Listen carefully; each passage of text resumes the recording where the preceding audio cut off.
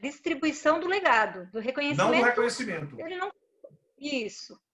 Porque, então, vamos por partes, tá? Quanto ao reconhecimento, os filhos podem impugnar, sim, o reconhecimento do pai. Podem. Mas aí não é uma ação negatória, sabe, Fabiane? Por quê? Ação negatória é uma ação personalíssima. Só quem pode propor é o pai e o filho. Mas os filhos poderiam ajuizar uma ação anulatória. Anulatória por erro, dolo, coação, dizendo, olha, ou meu pai está errado, ele está fazendo uma falsa percepção de que aquela pessoa é filha, ou ele está sendo induzido a erro, dolo, ou ele está sendo coagido, ou quem sabe ele quer me fraudar, simplesmente ele quer fraudar os outros filhos, e então por isso ele comete essa atrocidade, a grosso modo. Então, vício de vontade poderia gerar uma ação anulatória no prazo decadencial de 4 anos, contados do conhecimento em que esse pai fez o registro. No que diz respeito à distribuição do legado, aí eu vou lembrar agora, sabe, Fabiane, de um pressuposto, de uma premissa lá do processo civil, que diz que para alguém pleitear em juízo precisa ter interesse jurídico. Qual o problema do interesse jurídico? Se esse filho não está sendo prejudicado em sua legítima, qual seria o seu interesse em impugnar a distribuição feita pelo pai? Entendeu onde eu quero chegar? Então, não sei se haveria interesse jurídico para ele impugnar. Lembrando que o processo civil não admite demandas baseadas em interesse puramente moral. Então, teria que se mostrar um interesse jurídico para a demanda. Naquela pergunta que a Cláudia me suscitou, naquela questionamento, ali não havia nenhum prejuízo, né? Então, se não há prejuízo, não haveria impugnação. Muito bem, muito obrigada. Anotem tudo que temos meta, hein? Temos meta com as respostas do mestre. Doutor Daniel, sua questão. Aí apareceu um homem, eu que não estava vendo você, Daniel. Não, eu chamei por isso, que era só para fazer constar que negócio da multiplicidade de pessoas tem aqui. Diga, Daniel. Professor, muito obrigado pela sua exposição, é uma honra tê-lo aqui com a gente. Eu queria fazer uma pergunta que até nós já discutimos aqui em algum momento, mas ainda sem uma posição definitiva. Eu queria saber a opinião do senhor sobre as doações sucessivas. Então, a doação ela tem como limite estabelecido no código, como o senhor inclusive frisou na live. Mas, a partir daquele momento, outra doação poderia invadir o patrimônio? Haveria um tempo para se consolidar uma nova possibilidade? Como é que fica essa questão das doações sucessivas, na sua opinião? Daniel, é uma das perguntas mais inteligentes que você poderia produzir. Muito parabéns pela sua pergunta. Eu fico muito feliz do seu raciocínio. Por quê? Essa é uma questão, Daniel, primeiro, você já percebeu que a grande maioria das pessoas erraria uma questão sobre isso. Porque a grande maioria das pessoas pensa que a legítima é calculada uma vez só, quando, na verdade, a legítima é calculada mais de uma vez. Outro problema, é assim no mundo inteiro? Não, Daniel, não é assim no mundo inteiro, é assim no Brasil. Mas por que é assim no Brasil? Porque a gente se amarrou na legítima. Então, a legítima para nós é uma espécie de lanterna dos afogados, e a gente se afoga nela e vai submergir. Aí, qual é a escapatória que a jurisprudência achou? Aí, a escapatória é a seguinte, já que tem metade do patrimônio paralisado, eu vou fazer essa contagem mais de uma vez. Então, o STJ termina permitindo várias contagens. Se você me perguntar, então, opa, então eu faço o que com essas contagens? Em linha de princípio, elas são, como os atos praticados, válidas e eficazes. Contudo, você não pode esquecer a incidência dos vícios de vontade, dos vícios de consentimento sobre a situação. Então, portanto, uma segunda ou terceira doação consecutiva pode ser arguída como fraudulenta, a depender da situação simulatória. Então, é possível que você impugne através dos vícios. Agora, que em linha de princípio a pessoa pode fazer? Pode. Em linha de princípio ela pode. Quanto mais ela reduzir o patrimônio, maior será a chance do juiz entender que a venda foi fraudulenta. Então, se você disser que essa pessoa tem um patrimônio crescente, eu lhe diria, diminui a chance do juiz considerar fraude, se o patrimônio cresceu. Mas se ele oscilou para menos, você concorda, Daniel, que a chance do juiz reputar aquilo uma fraude é altíssima e dizer que houve uma fraude contra a legítima? Então, minha grande preocupação é essa. Outra coisa, eu tenho uma opinião mais liberal, mais permissiva, digamos assim, no que diz respeito à autonomia privada. Mas, e acho que todos vocês estão estudando, vocês vão ver que a doutrina brasileira é extremamente dura com relação à flexibilização da legítima. Os autores são muito duros. Então, para você ter um interessado que se amarre numa posição doutrinária muito forte, leve a demanda e encontre um juiz que também acha que a legítima é algo importante. Para mim, a legítima, ela deveria só funcionar, existir, quando a pessoa tem filhos incapazes. Porque qual é a ideia da legítima? A legítima é a proteção de quem pode precisar. Mas se o filho é maior e capaz, ele não pode me pedir alimentos, pô. Só quem pode me pedir alimentos é filho incapaz. Eu tenho uma opinião muito mais favorável. O Rolf Madaleno, o Conrado, nós temos uma opinião mais favorável. Agora, você pode pegar todo o resto, Daniel, e aí eu lhe diria, acho que é válida e eficaz, contudo, a chance de ter impugnação é altíssima. Muito bom, muito bom. E é uma dúvida que a gente vai colocando no dia a dia, essa. Não é importantíssimo. Doutora Aline, sua questão, temos mais duas depois dela. Boa noite. Eu acho que eu fugiria um pouco do tema se eu fosse perguntar o que eu pensei de dúvida quando eu vi o Cristiano hoje, professora.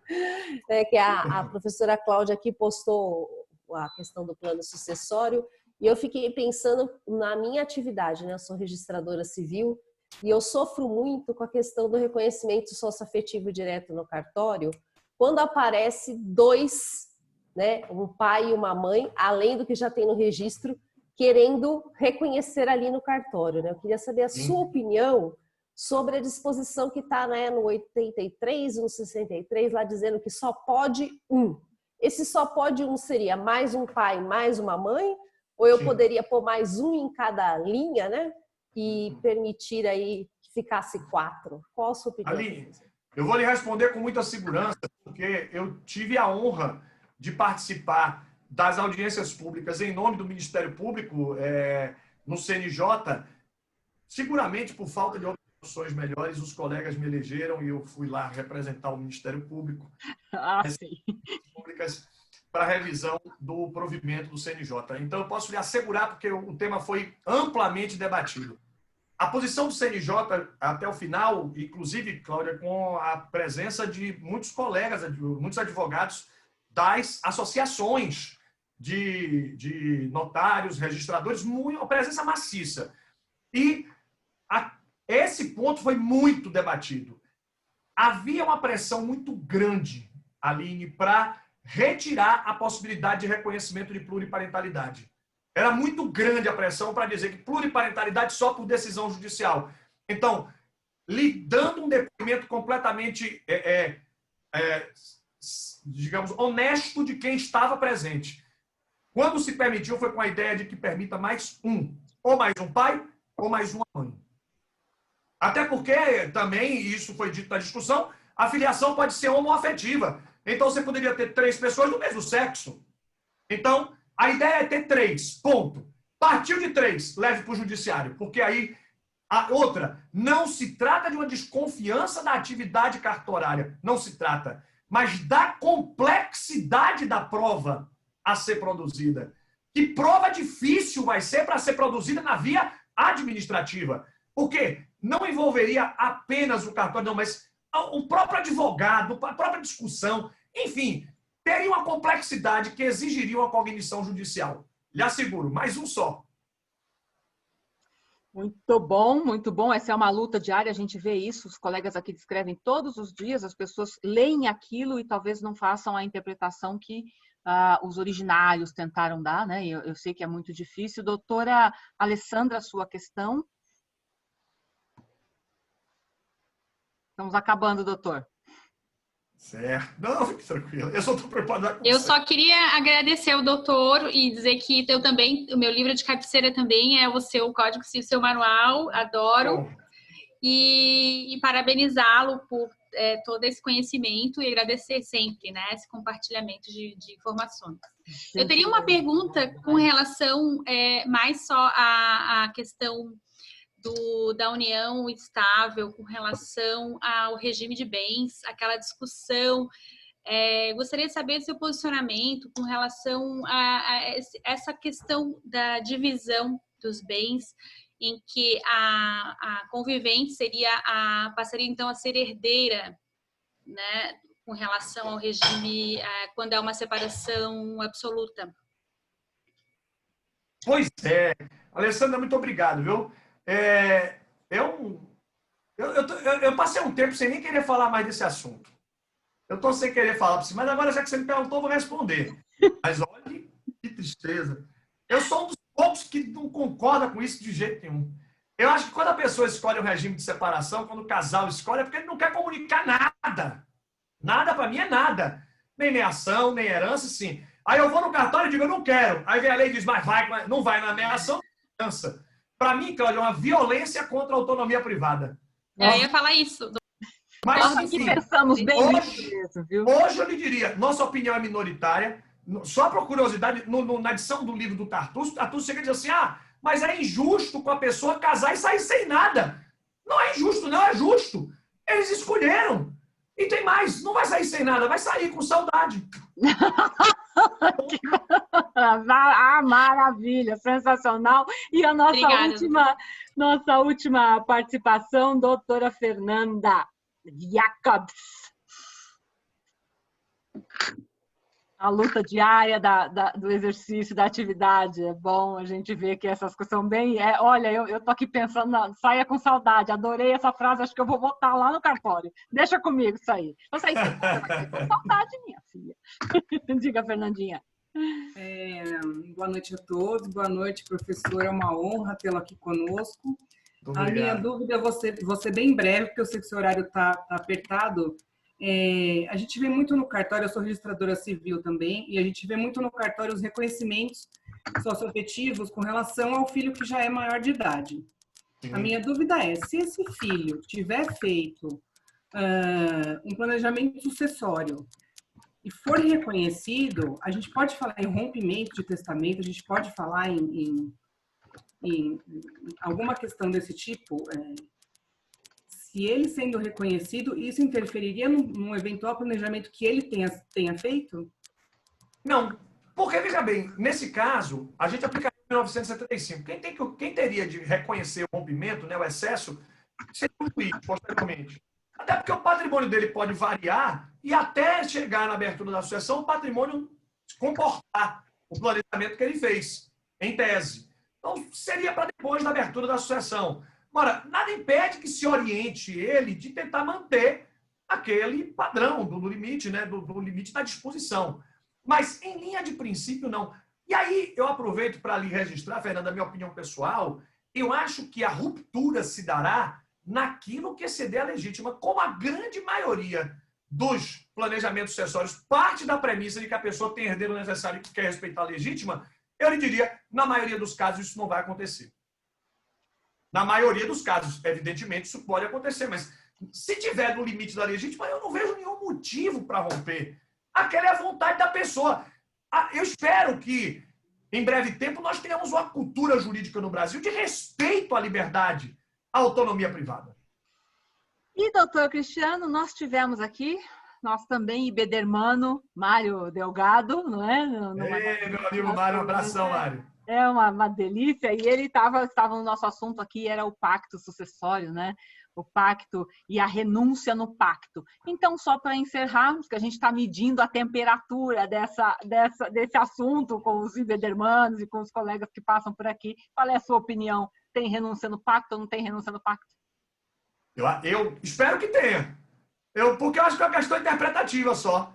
Eu acho que é apenas uma questão de interpretação. Eu espero que tenha. Amém. Porque, se tiver, nós vamos ter um direito muito mais autônomo, as pessoas vão poder exercer com muito mais plenitude a sua autonomia. Você concorda comigo, Cláudia, que não se trata de dizer que a lei proíbe ou não, é interpretar. E a interpretação, ao meu ver, ela vai cambiar no tempo e no espaço. É o momento da gente colocar as cartas na mesa de novo. Mas volto a te dizer, Cláudia, nós somos a minoria. Se você ler o que a maioria escreve, você vai ficar estatelada. Essa é a nossa dureza, por isso que eu fico, olha, maravilhada de ouvir a minoria, às vezes eu fico pensando que a minoria pensa a caixa um pouquinho maior, não é que pensa fora da caixa, é que aumenta a caixa, sabe? Então, essa é uma felicidade, viu? Olha, o que eu vou te dizer? obrigada é pouco, tão feliz é pouco. Obrigado, eu. Felicidade tremenda. Espero que a gente tenha a oportunidade de ter aqui de novo num dia mais tranquilo, mais no final da mentoria, muitas coisas. Já estou com a palavra dada. Vamos marcar de novo. Gente, muito obrigado, viu? Viu? Vá com Deus. Excelente evento. Obrigada. Amém. Obrigado, gente. Tchau, tchau. Até mais. Gente, que delícia, que bom. Ai, nossa, só dá para ficar ouvindo esse mestre assim, uns 3 dias direto, só para colocar os pingos nos is, né? Então, vamos aproveitar todas as... eu digo que ele não dá opinião, né? Ele dá certeza. É um negócio lindo de ver. Assim. Você lê e você fala, não é isso mesmo? Como que não é isso? Eu acho que é isso. Então, eu quero propor agora, antes que alguns de vocês precisem ir, debandem, parem de fazer exercício, sei lá o que vocês vão fazer a hora que termina. Eu vou inverter, já está tudo combinado para o nosso próximo convidado, imagina. Eu vou inverter, o nosso convidado vai vir depois da nossa meta, só vai ter convidado se tiver meta. Então, a partir de agora, vocês já sabem, o nosso convidado chega por último. Tá? Muito bem, vamos para o nosso exercício? Rápido. Eu queria tratar muito com vocês a respeito dessa questão do planejamento sucessório e do que advém, porque essa questão é uma questão real, ela vai acontecer, ela já acontece na vida real e ela vai acontecer em todos os testes, provas e chamadas que vocês tenham que participar.